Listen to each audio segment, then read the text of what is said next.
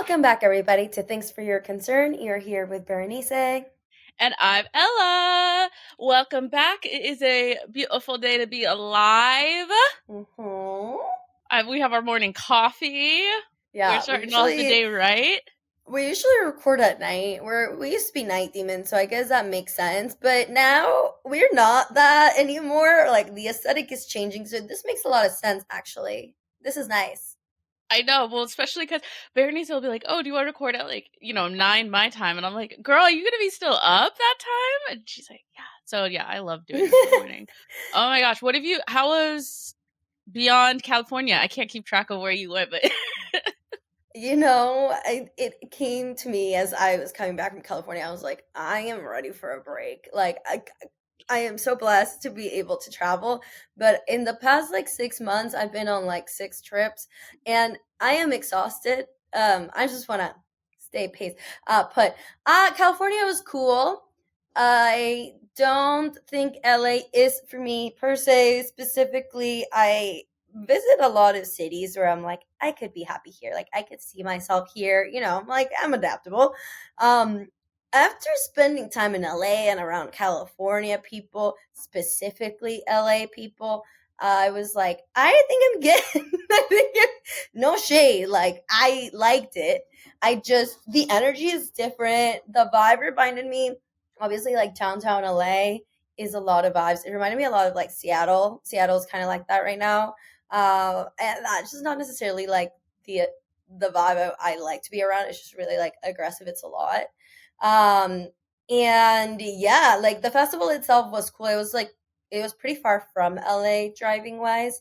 So I had like a whole journey where I like started in LA, did a bunch of things by myself, and then like I skiddy dallied into California to go to Beyond Wonderland. And it was okay. I will just say, like, I mean this with love, but like y'all are some high strung motherfuckers. Like I don't I've been seeing stuff on TikTok, like people being like, "This is terrible" about Beyond. So I was wondering if everything was good. I will say this, okay? People are obviously on things when they're there. People are getting frustrated. People are stuck in stages. So, like, if you think of a jar of beans, you cannot get more beans into the jar unless beans come out of the jar, right? Like, people were Right? just not, That's like like, the perfect analogy. yeah. So I think it was frustrating for a lot of people because obviously, like the design of the stages weren't amazing. So getting in and out was hard when there's no crowd control to tell you like half of these people go this way, half of these people go that way. I think that would have helped a lot of people. Obviously, people are like not in their like full senses, so I Mhm. think people needed a little help. And specifically, like California, like SoCal people, they're jumpy. They'll get in your face. So it's like, you know what I mean? Like you are setting them up to fail, you know? Yeah. So I in that sense, it was like that, but it was kind of wild because obviously with all the entertainment things being down there, it felt a lot like you were in Disneyland. Like if you were to replicate Disneyland into like the Alice in Wonderland section into a Mm. festival, like that is it. So in that sense, it was cool, but it was also like, could you imagine being at Disneyland and they throw EDM in there? Like, you know what I mean? So Yeah. yeah, I was overstimulated. Yeah. Was not Mother Nature.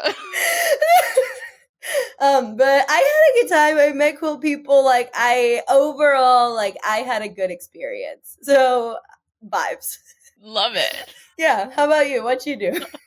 I did like the complete opposite of that. I went to a sound bath for the first time, like, and so sound bath is with Tibetan prayer bowls, and then they basically like hit Ooh. different vibrational levels. Yeah, okay. Actually, fun fact: I used some of my class pass credits to go to this sound bath, and it was just an interesting experience because it was like a sound bath slash like restorative yoga. It was very chill. It was in a 90-degree room. I was vibing, bro. And the Tibetan prayer bowls, the frequencies of their sounds are like supposed to like align with your chakras, but you definitely like feel them like inside of you, and then they like tickle your brain. It's a fun experience, but it was just like really cool and dope. And then I'm coming off of reading this book. It's called Peace in Every Step. It's written by a Vietnamese Buddhist monk, and it talks about like meditation and walking meditation specifically. And so I've been doing walking meditations, and I was just like kind of tripping out yesterday because I was like looking at this bush and I was like, oh my god, there's so many individual little pieces Leaves. of this bush that grow to make the bush. And I was just thinking about how people like go and like have ayahuasca trips to have like a trippy experience, and I was like, you know what, maybe they should just try like a meditative walk. Maybe start a little small before that. And it was just really fun. So yeah, I'm on my Buddhist shit right now, so we love that. I love that. I'm gonna have to read that book. I'm ready for It's peace at every step. it's super short. So it's an I got the audiobook, and the audiobook's 3.5 hours. So I Oh wow. imagine that the book you could probably read in about the same amount of time. Uh Interesting perspective because he's had to live in different countries because he's no longer welcome in Vietnam after like protesting the Mm. Vietnam War. So he kind of just has an interesting perspective of like not having a homeland anymore per se, or having it but not being able to go. So it's just an interesting read, if even if you're not into Buddhist shit, an interesting perspective. So I wanted to shout that out so people can read it. I love that. All right. Well, if you're trying to find peace, this is where you start with us. Hey baby. Oh my god. Well, I honestly I if you're new to the podcast or newer, welcome. We love having you, and I'm so excited for this episode.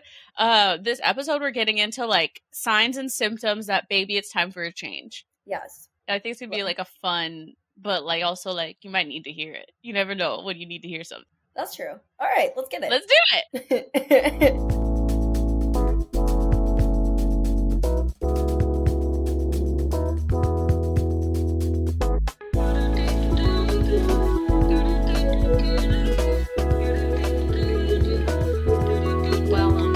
Thanks for your concern. So it's actually eclipse season, which if you're into astrology, you know I'm drinking all the Kool-Aid nowadays. Right now there's a lunar eclipse in Libra, and it's supposed to be like best time for change. Okay, like this is transformational energy, surrender type. If you're drinking the Kool-Aid, like you're slurping it. So this is just like a wonderful time if you have been feeling some sort of way for change. So Ella, how do you feel when you're like ready to skedaddle daddle? Okay, so I like had some funny things, but also with the solar eclipse, I heard this from the woman who was doing the sound bath. Cool girl. She was like me in a different font because we had the exact same tattoos, and I was like, holy shit. I love this for us. But she was talking about how also during this time, like with this big solar eclipse, there's going to be like another eclipse happening in about 2 weeks. And this is a time for like shifting of energy or like major change. And I was just thinking of times like I knew I needed a change. And I was thinking back to this time that like I really wanted to live in a van. And Berenice was like, are you going to like with all your stuff? Like, you just are not van life prepared right now. Like you already don't like it. What's the plan? And I was like, I don't know. I'm just going to go live in a van, man. And I think like what I really wanted to do was I just needed like a major change. And instead I moved cities, and I was like, okay, cool. We're good. We don't need to live in a van anymore. In retrospect, I should have just supported you through that. I should have been like, you know what? You got this. Like, I think you can do it. Now, logistically, financially, and all of the above, it was like kind of a stretch. I will say that. Yeah. So maybe that's why I didn't support it fully.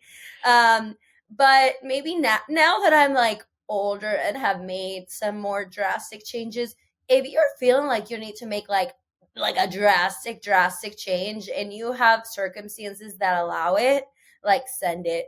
Like, because even though it may not be like something super sustainable, maybe it's just like a thought, it'll get you out of whatever it needs, like you need to get out of.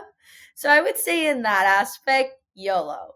But if you have certain limiting circumstances where maybe getting a van is just, not where you're at yet, that's okay.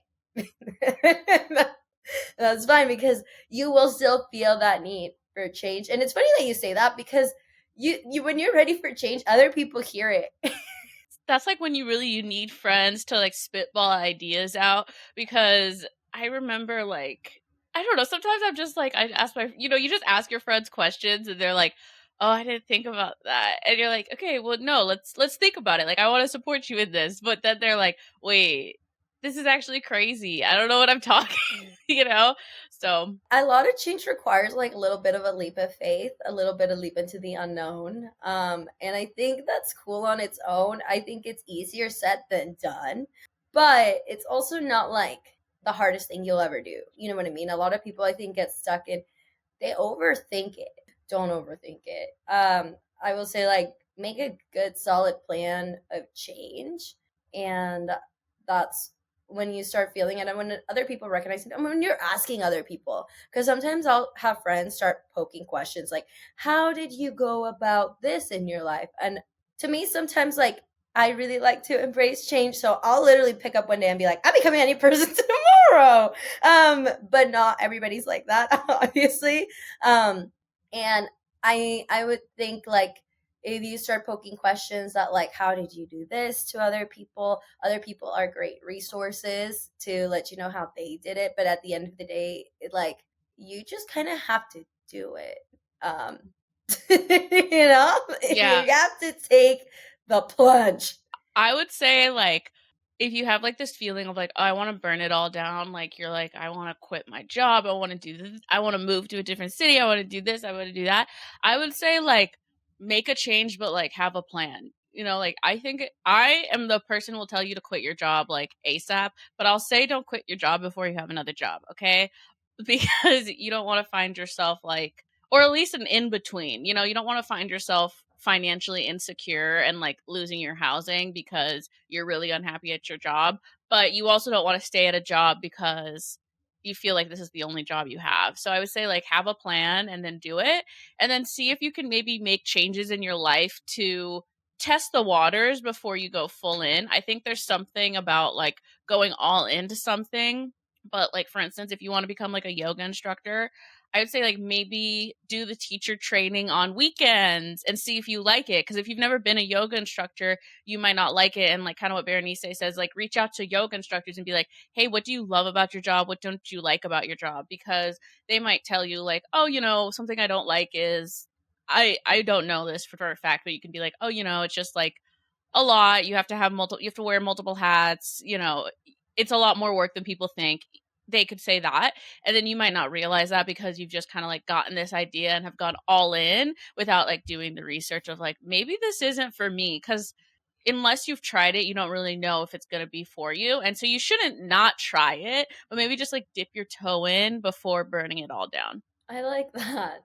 I think with change comes healing. I think they're like almost one with one. You know what I mean? When you start changing things, like themes come up in your life where you're like, oh, why do I feel like that when that happens? And I think also the need for change sometimes comes from a wanting to heal certain parts of yourself, like wanting to change how you respond to things, maybe wanting to change the people that you surround yourself with. Um, I think like this energy is so beautiful when you're just like know that you're over something.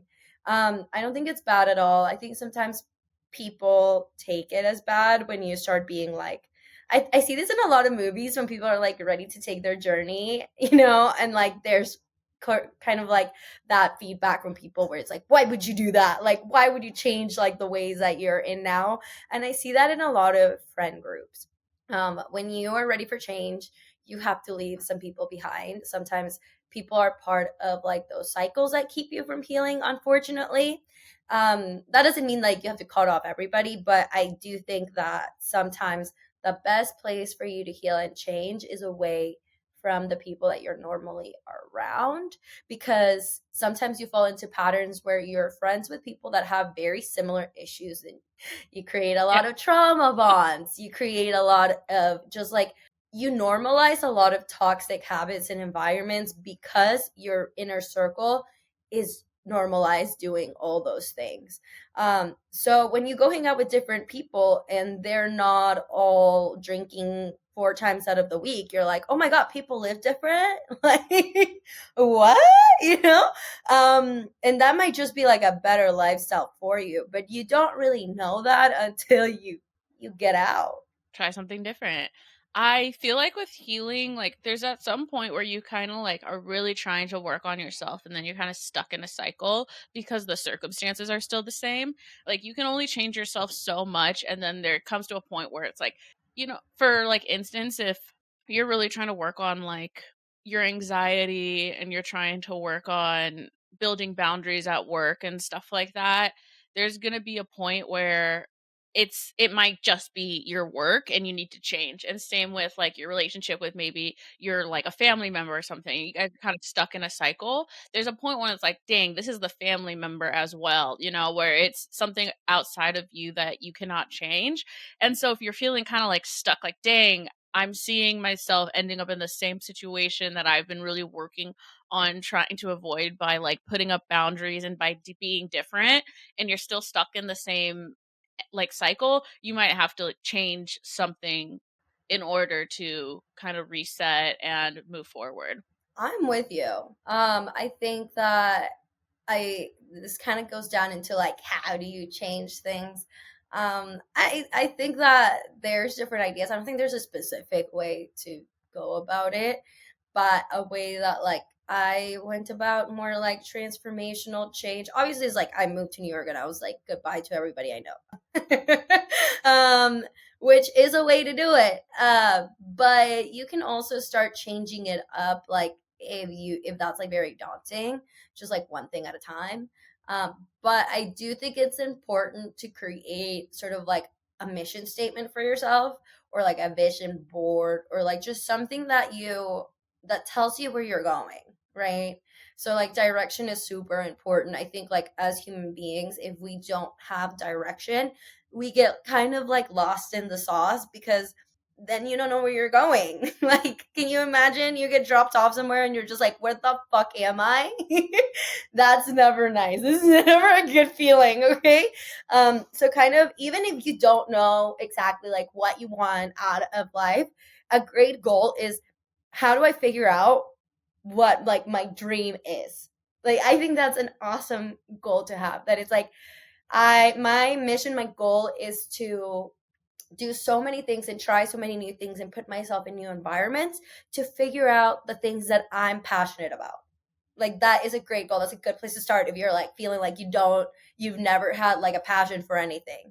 With anything that you do in life, there is like work to be done that you may not like see like a tangible outcome for, okay? Whether that is trying things that you were like, actually that wasn't for me. Maybe you're not going to become really good at something. If it goes into maybe a career you thought you liked, turns out you didn't like it. So, I think a lot of people want goals where the goal is tangible. I think with a lot of like change and self work, your goal is not tangible. It's like these are changes that happen within you, right?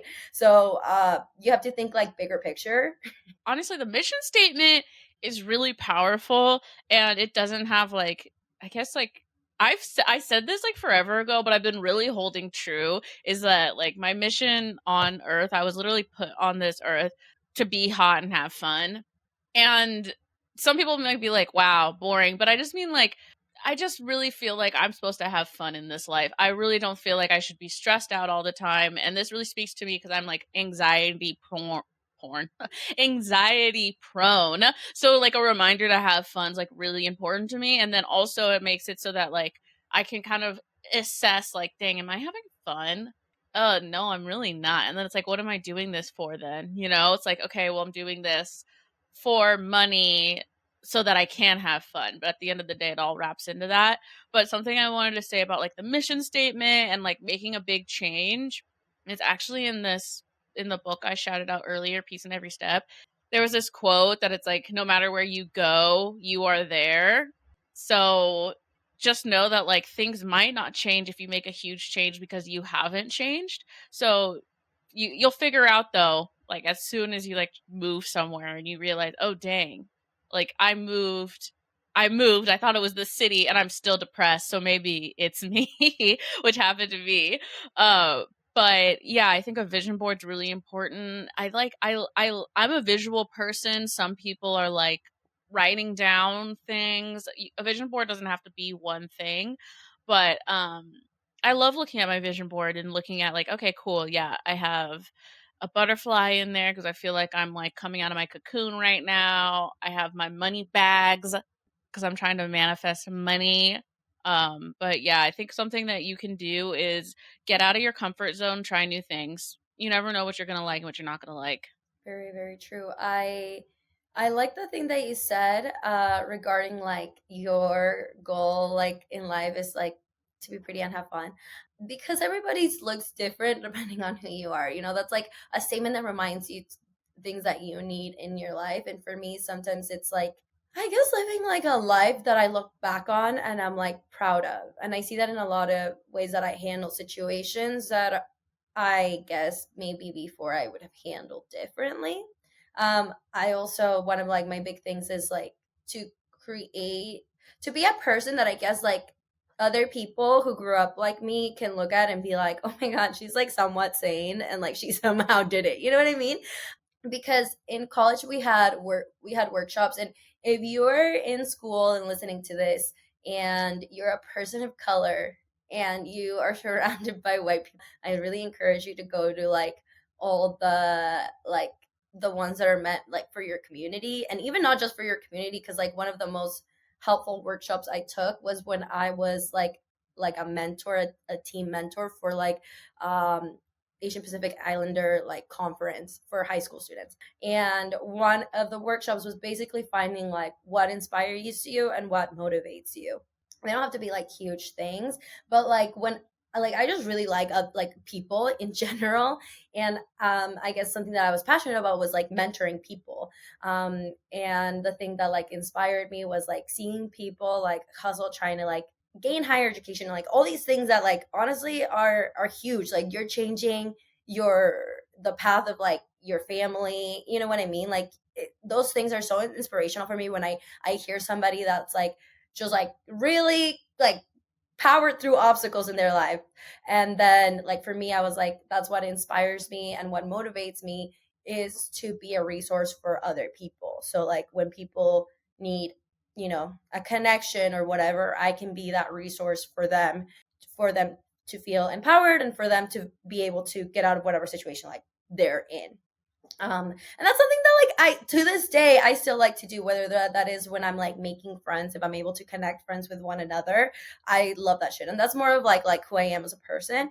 But your missions can be anything. You can also like your mission can be like I don't know, like your mission can be gaining a job or more specific towards like a certain goal that you're like trying to get, but they don't have to be like crazy. You know what I mean? It's ever flowing and changing. It's Yeah. interesting that you brought up going to like all these conferences in college because I actually was thinking about this specifically this week. I was just kind of reminiscing on I saw Killers of the Flower Moon, and for those of you who don't know, this is such a random fact about me, but in college I took a lot of Native American studies classes just because I was like it was something I was interested in and I literally didn't know that much about, but obviously like our impact on as Americans on Native American society is really vast. And so it was just so interesting, like watching Killers of the Flower Moon and being like, dog, this is so fucked up. I knew about this, and then talking to other people who have seen it and being like, not them not having perspective of like how recent this was in history, all things considered. Yeah. And I think it really made me think about like other areas of change around learning. I think like sometimes if you're like not trying to like it's not feasible to like pack your it's not feasible for everyone to just say I'm going to pack my car and move to a different city. Like it just sometimes financially it's not possible, whatever have you. You can always learn more, and I feel like learning is like an avenue of change because it can change your Yeah. perspective. It can change how you think. It could change how you view the world. So I'm always like a big proponent of like be a vessel for knowledge. Yeah, sometimes you will change friend groups based on things that you read.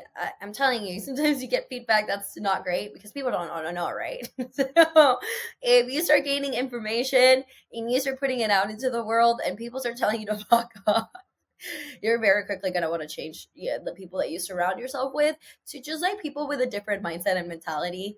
And that's not a bad thing. Like, we're all not going to harvest change in like our environments, unfortunately. I think that that's something you can do. You can obviously like gain knowledge, take it back to your roots. I think like that's super powerful.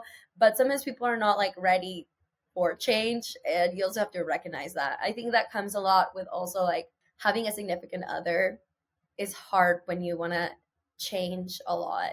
When you're like ready for change, if your partner isn't like with the shits to grow together, I think that's definitely like a time where you have to consider like what does that look like for us, right? At least for me, that was my sign to get out of there. But for some people, like obviously, like you love your person and you want to grow together, and you think like that is, like worth it.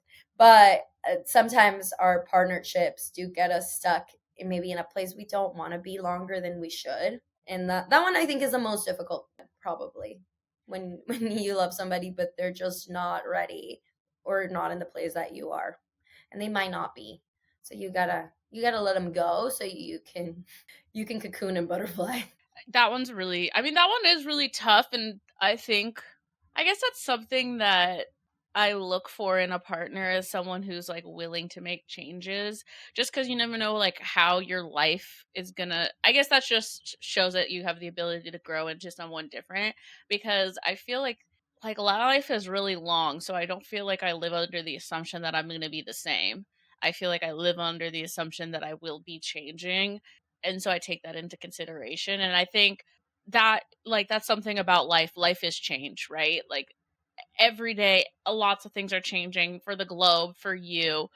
Like surrendering to the idea of, hey man, things are changing, and with change are changes. So I might be changing, and I might have to change my friend group, I might have to change my relationship with my parents, but that's okay. That doesn't mean anything's going bad. It just means that things are becoming different. Yeah. And also, like, if you're in a new path and you're like ultimately you chose change and you're in a new path, things like come up where it's like sink or swim, right? I think a lot of the time that I've been here, I've struggled with certain situations where I'm like, I could go back home, you know? Like, that is an option always. Or I could choose to handle a specific situation the way I used to, and I feel like that's kind of like your character defining moment. You see this in a lot of like movies where like a character is like scared or something or like set in their ways, and like basically the only way that you get through it is like to hold through it, like stick to your position and like rock it through. Like the storm will pass. And I think like with every storm comes like life lessons and things that you need to live through in order to heal, to grow as a human being.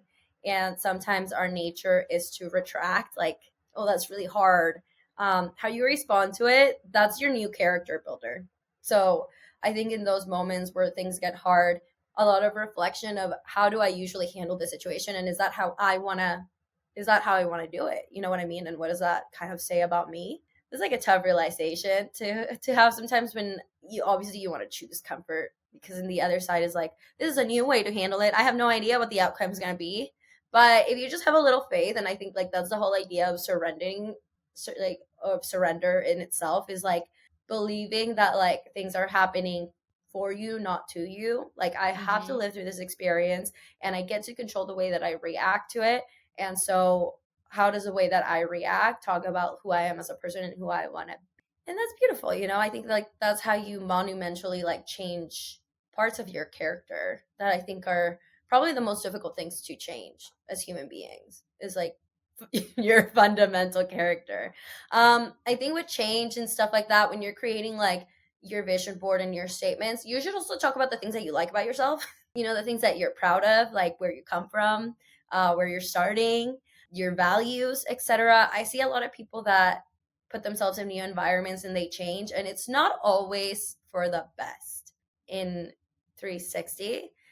Remembering who you are and the things like where you come from and the things that you like about yourself, like hold on to those things, because as you start changing, some of those things that you liked about yourself could also change. And I think just checking in with yourself every now and then, am I still holding the same values? Do I like the changes in myself that I am seeing? You know what I mean? They're not always positive changes. I love that you said that. And I think, yeah, you have to hold on to like what you like about yourself to make sure that you're like moving in the right direction. I also just kind of like the idea of being like 1% better every day, you know, just like little things. And they just compound over time. I think it's really hard to like, I don't know, if you are like a night owl, this idea that you're going to automatically get up at 6 a.m. and have a totally new life where you're adding in 10 new things to be this person that you want to be seems super unrealistic. It's a realistic goal that you will get there someday, but I don't think it's going to all happen at once. And I think don't set yourself up to failure by trying to be like, I'm going to be a different person tomorrow. It's like, okay, well, how are we going to get there? What are we going to do that's achievable? And like now, I mean, I don't know. It's been like a year since I've been like really working on myself, I would say. And where I was a year ago is completely different from now, but it's been slowly over a year, you know? And something I'm working on right now that seems like a really little thing, but is I'm trying to make it just adding to is like I'm trying to like cool down from work and completely like turn off my work brain, because what I usually do is like I work up until right when I need to go, and then I like try to like turn off my work stuff, and it just doesn't work like that. So like I'm trying to like decrescendo into my life so that I don't think about work outside of work, and just doing that by doing like a 30-minute cool down at the end of the day where I just kind of like get out of the code and just kind of like blah, blah, blah, blah, blah, and kind of percolate. That might not seem like, oh my god, this is going to change my life, and it's not. But when we add it to like the 100 other things I've changed this year, it's just one more thing. So like it might be slow burning, and definitely make sure that you're holding on to what you like about yourself and you're moving in a direction of being more of that. I think with the things that you like about yourself and specifically like where you come from is like stay hungry, stay humble. I like that quote. I think I've seen people in my life sometimes change when they surround themselves with a lot of different people. And sometimes I'm like, I know where you come from. Why are you acting like this? You know what I mean? So that's a little bizarre to me. So always remember to stay humble through your changes.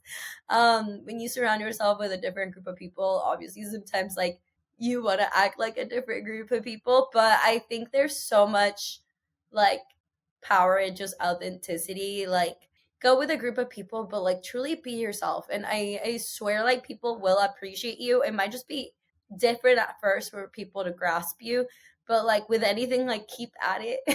You know, like they don't know you, but like pretending to be something you're not in a new environment is never a good place to start.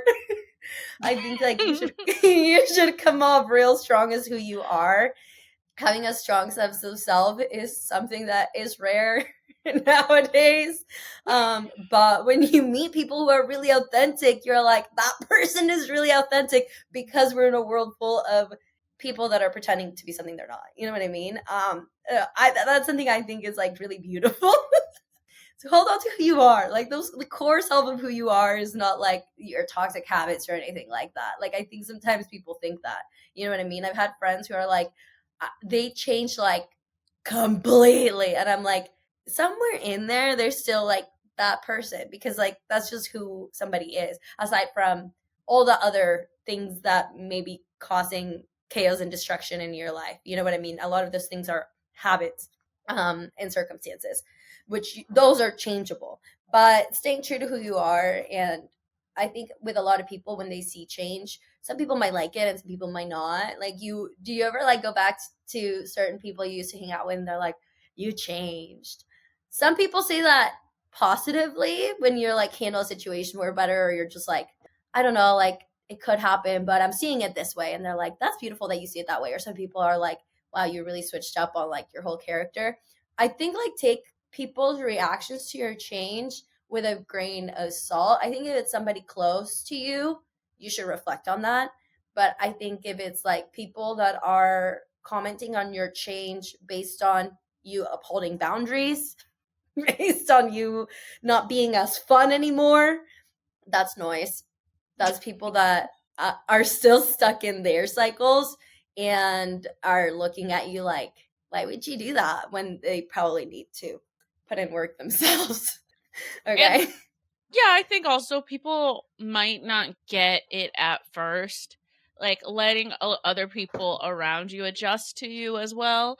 I feel like, especially like with my family, it's like, oh dang, like what's the change up? And then it's like, oh, okay, I get it. So giving them a little grace to deal with you being different. But Yeah. A lot of people don't know that you were going through some like major life things. And this is a lot of people that weren't like super close to you. I think that's like the most that were in there were like you were low key like having substance abuse issues.